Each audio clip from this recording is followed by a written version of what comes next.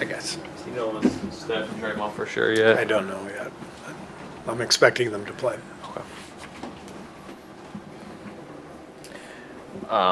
Well, on Draymond, he mentioned that his back's been kind of bothering him for maybe a couple weeks now. How careful do you need to be with him, especially with considering the injury? Yeah, I mean, obviously we just completely lean on our performance team, and whatever they recommend, that's what we do. So,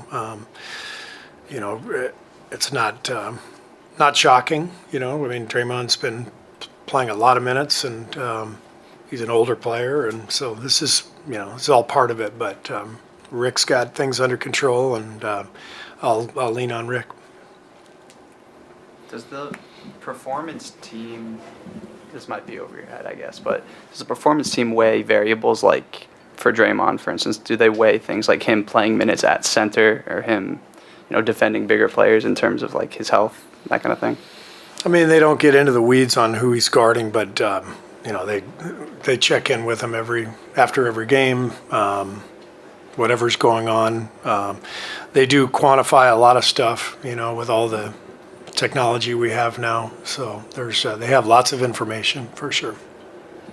Steve, piggybacking on what you were talking about with Kuminga yesterday with his growth as a player, how have you also seen him evolve as far as handling tough coaching and different rotation minutes throughout the night this season? I think JK's getting more confident, and as he gets more confident, I think he's more open to suggestions during the game, to whether it's from me or from teammates. I just think it all kind of goes together. When you play more, you see more things, you experience more. You gain confidence, and then you start to ask questions, and it's all part of it. So I think JK has really done a good job on and off the court this year of learning how to be a pro, and learning how to continue to grow and get better. Steve, this is obviously not a playoff game. It's not even a play-in game, but do you want your players to feel like there's a bigness to this? Do you want to feel that? Obviously, it's Lakers. It's always big. But do you want to feel like it's a preliminary sort of playoff feel to this one? For sure. I mean, we talked about it yesterday at practice, that this is a really big game in the standings, for potential tie-break scenarios. Obviously, we're not just fighting to get to ninth. We're trying to climb the ladder, and I still believe we're very capable of rattling off a string of victories, and you just don't know what's going to happen above you. So I believe in this team. I believe that we can make a really good run, and this is obviously a big game if we're going to make that run. Steve, before the game, you said you wanted to see urgency. You talked to them. Is that, you think you saw that tonight? Yeah, I thought we were sharp, especially offensively. We did a great job taking care of the ball, and got a lot of good possessions. And it just was a matter of time before our defense kicked in. I mean, they had their way in the first half, so much better job in the second half, challenging shots and getting multiple stops in a row to try to generate some momentum. How odd was that ending? It was bizarre. It was bizarre. I mean, it seems like a few times a year you get clock issues.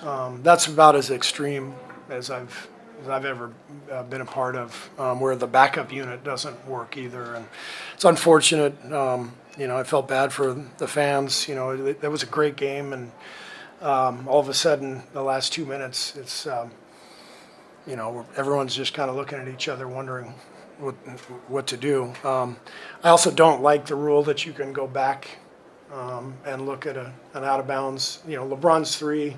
That seems to happen once or twice a year. Love to see that rule go away. I think we're trying so hard to get everything just right, but at the expense of the flow of the game. I mean, who cares if a guy's foot is, half an inch on the line? Is that worth going back 45 seconds and changing everything with the unintended consequences? It's not my favorite rule, for sure. Yeah, Steve, on that note, I mean, the clock issues aside, do you have concerns generally with just how long the reviews can become? Yeah, I'm not a fan of replay. I think we should have replay just for the buzzer beaters, and that's it. I mean, we don't, the whole goal is, with replay is to try to get everything right, but, there's 100 plays at each end every night that are subjective. It's not a game, it's not tennis, it's not Hawkeye where the ball's either in or out. It's, there's all kinds of subjective stuff that happens. We're never going to get everything right. I think the flow of the game is way more important. I think you maybe hit 1 or 2 jump shots in the fourth quarter, and everything else was inside. Maybe 4 or 5 lob dunks. Was that an emphasis that obviously AD is not in there? Yeah. Just attack the rim, go draw defense, and Yeah, throw I it mean, up. they missed Anthony, big time. He's such a great defender. He changes the whole game out there when he's in the paint. So his absence, opened up the paint for us, and we were able to get to the rim quite a bit in the second half.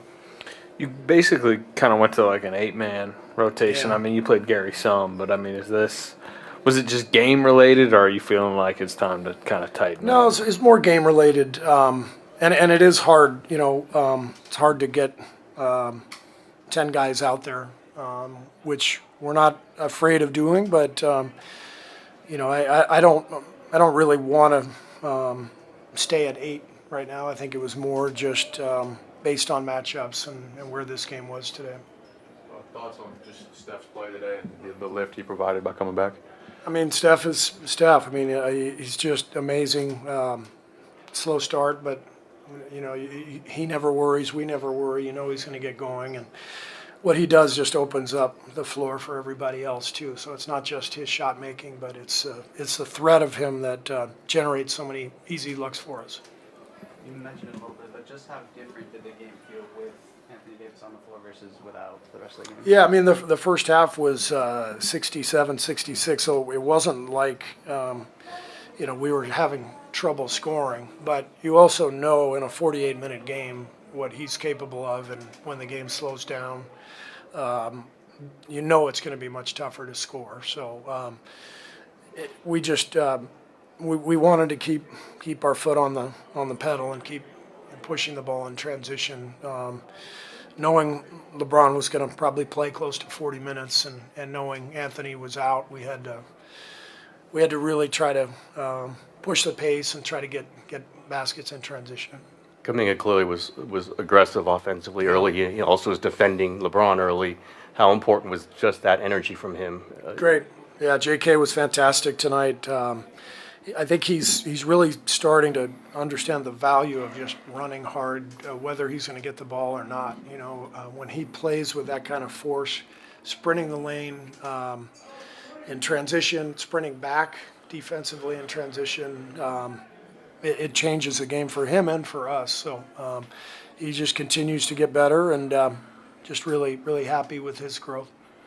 Hey, Coach. Good seeing you. Well, first off, my uncle played in the Pac-12.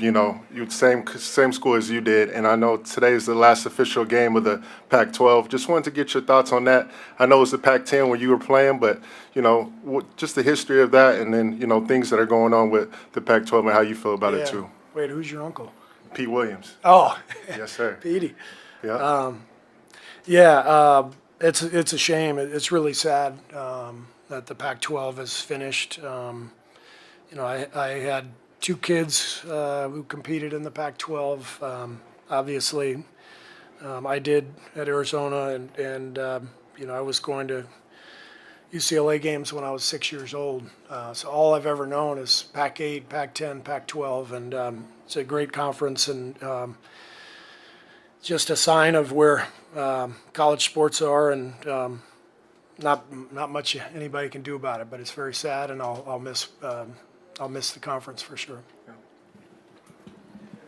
Anybody else? How big was Klay's first half? I think he had 18 points in 8 minutes, and how are you seeing him kind of lean into that role of Yeah, I think we're both leaning into it. I mean, I can really feel his power coming off the bench, and we're going to him, right away. We're calling plays for him, and it is a different vibe with him coming off the bench, and he's out there with Steph, but then Steph goes to the bench, and to always have one of them on the floor, or for the most part, it's really important for us. But I just love that Klay has taken to the role so well. He's really embraced it, not just on nights like tonight when the shot's going, but every game he's really embraced it. He's in a great place, very much at peace with the role and with his place on the team, and it's been really fun for me to see him kind of settle in, because he was frustrated earlier in the year, as you know, and it's great to see him just playing freely. It looked really physical out there. Not a lot of the fouls called. Did you just feel more like a playoff style kind of game? And you've mentioned you don't love some of the quick fouls called throughout early this season. Do you like maybe the trend of things right now? No, I like it. I mean, first half especially, they were letting both teams play, and it's a better game when the cheap stuff isn't called. So, and even with no calls, it was 67-66. And I think that's the point, is the players are so skilled today. The offense is so lethal with the spacing and the shooting and, the way teams are playing. So these guys don't need any help. And I love, whether it's conscious or not, I love the shift. Whatever's happened over the last couple of weeks, it's great for the game. You wouldn't always think that your team would be suited for that, but do you think your guys are? I mean, Draymond obviously can play the physical game. Do you think your team is maybe better suited than you would imagine? Yeah, I think we're well suited. We don't go to the line a ton anyway, and we also don't have the foul baiters on our team, so didn't really help us at all. Did you notice when your shot clock never started? Yeah, you did. I was wondering what was going on, and I looked up. I knew it was probably about 5, and I looked up and it was 18. It's like. And then I look down, I see the whole Laker bench screaming and yelling, and yeah, it was a little bit of a mess tonight with the clock. So it's a shame, but it happens. It happens. Thanks.